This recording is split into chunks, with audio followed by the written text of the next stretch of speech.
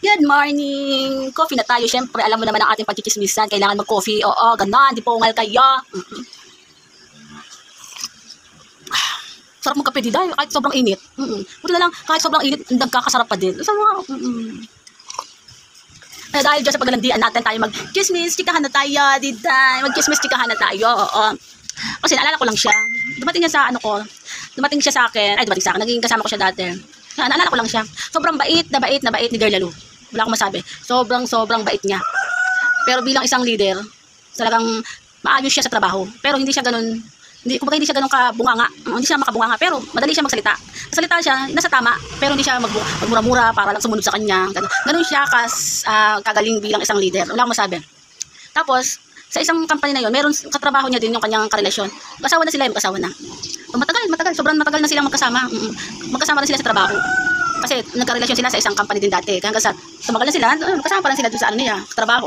Nasa magkaroon sila ng anak, may ano silang anak na isa. Pero nag-aalaga naman yung side ng babae. Siyempre, medyo close niya kasi yung parents niya, family niya. Siyempre, yung nanay niya, yung nagbabantay ng anak niya. So, kailangan nila mag-board mag-asawa kasi malayo ang trabaho nila kaysa doon sa bahay. Para maging okay din naman yung trabaho, para din sa kanilang anak. So, ang pagkakamali niya lang kasi nalulungkot siya kasi madating sa point na hindi sila magkasabay ng asawa niya. Mga nagkakahiwalay sila lagi mag-ship. Ang hirap talaga pag magka-relasyon kayo o mag-asawa o mag-jowa tapos magkahiwalay kayo ng ship. Ang hirap din, di ba? Sabihin natin na, swerte na magkaroon ng trabaho. Nasabay kayo pero hindi lang kayo magkasabay ng pasok. Mayroon kasi mag-jowa na okay lang, mas okay sa kanila na hindi magkasama sa isang company. Magkasama ang oras, basta sa oras ang ano. Meron ganang babae pero siya ayaw niya na magkahiwalay sila ng isang ship. Ayaw niya. Gusto niya kasama yung kanyang asawa. Tapos, dumating sa point na, kahit anong i-request niya, umaayaw. Kumbaga, hindi siya mapagbigyan. Kasi binibigyan naman niya lahat ng problema niya, kung ano man iutos sa kanya bilang leader. Pero, dumadating sa point na, never siya pagbigyan na magkasama silang mag-asawa sa ship. Kaya lang, dumadating sa lalaki, medyo, okay naman. Kumbaga, okay naman kung hindi sila magka-ship. Pero parang mas nagkakaproblema yung girl. Siyang mas nagkakaproblema talaga kasi gusto niyang kasama yung kanyang asawa. So dumating sa point na hindi niya nakinaya kasi sa sobrang tagal nila na hindi sila magka-ship.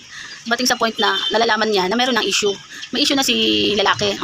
Kaya parang na-stress si girl kasi gusto niya na magka-ship yung asawa niya. Kasi kahit sa ang company may nangyari talaga na ang isang karelasyon natin ay nagkakaroon ng ibang kalandian o kalampungan. Kasi uso talaga sa mga company pero kumbaga sa ating choice na rin natin bilang maging ganun, di ba? Kahit na alam natin may karelasyon, choice na natin yung kung paano tayo pipiliin o iiwasan. Trabaho ay trabaho. Tapos, mating sa point na talagang ginawa na ng paraan lahat ni girl. Kasi, may time na muntik-muntik na sila maghiwalayan. Kasi nga, sobrang galit na ni girl na gusto niya na magka-ship. Tapos, nawawala na ng oras ng time si Boylet. Hindi na, nawawala na ng oras sa kanya. Kunyari, minsan siya na nagpupush na hindi na pumasok muna mag-rest para magkasama sila mag-asawa. Kaya lang, mag-aantay pa rin siya bago yung pag-out galing trabaho ni Boylet. Kaya mahirap talaga para sa kanya. So ngayon, dumating na sa point na hindi na siya, kumbaga, pinush niya na lahat talaga sa boss. Pinush niya lahat na i-request sa kanya at pinaliwanag na kung ano nangyari, bakit meron sang may way na ma-request na magka-ship sila dahil sa gantong dahilan.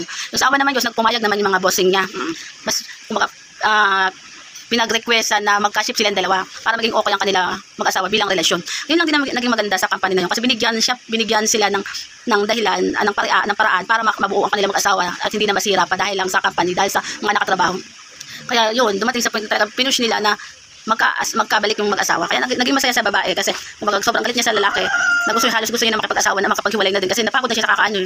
Kaso dumating sa point na yun, bumigay na rin ng paraan yung boy na humingi na ng tawad kasi syempre bilang may anak sila, minahal din naman talaga yung lalaki. Kaso kumbaga nakapaglandian lang ba? Kaya nagkanda rin siya ng konting pagkakamali yung lalaki o kaya umamin naman siya, nagkamali siya. Kaya pasalamat naman sa Diyos. At least kahit na hindi na lumala ang sobrang niyang paglalampungan ng bago niyang babae. Talagang pinaghiwalayan niya. Kaya buti na lang maganda kasi tanggalin na lang sa trabaho yung girl. Siya naman kusa ang nagpaghiwalayan, ang kapag-alisan sa company para hindi na matuluyang masira yung mag-asawa. Ayun ang maganda ang magandang ngayon na kahit na maraming paraan na gusto magkahiwalayan, masira ang relasyon.